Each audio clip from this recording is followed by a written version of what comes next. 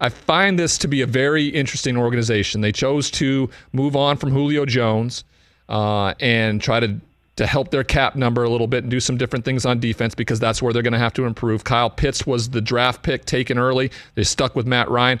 What are you seeing from this organization so far early in camp?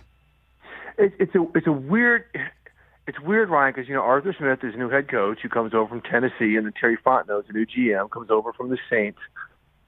And I spoke to them both kind of about what is the plan, right?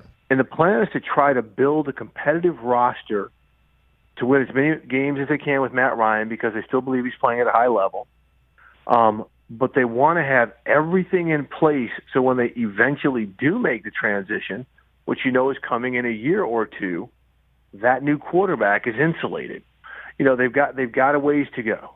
I mean, this roster still, their safeties are, Eric Harris and Deron Harmon, these guys, probably year to year.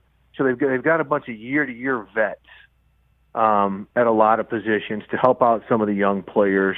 Their offensive line is completely in flux. They've got two positions, on left tackle and right guard. They're a lockdown. The other three positions are up for grabs. Without Julio Jones, you've got Calvin Ridley, who's a stud, Russell Gage, who's a pretty nice player, and then you've got like 10 guys fighting for 3 or 4 other wide receiver spots. Same at running back. And that's just the offense, for most of what I just said. So they've got a lot of holes to fill.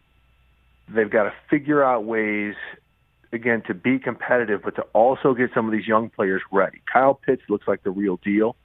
Haven't seen him in pads in practice, but, when you see him without pads, it's like that's a special talent, so you get why he went 4. But, this is a team you just don't know. They could be really bad. They could be middle of the pack. Or they could catch some momentum at some point and win some ball games because they do have their quarterback. Hey, you watched all the way to the end. Thanks for that. Watch more right here.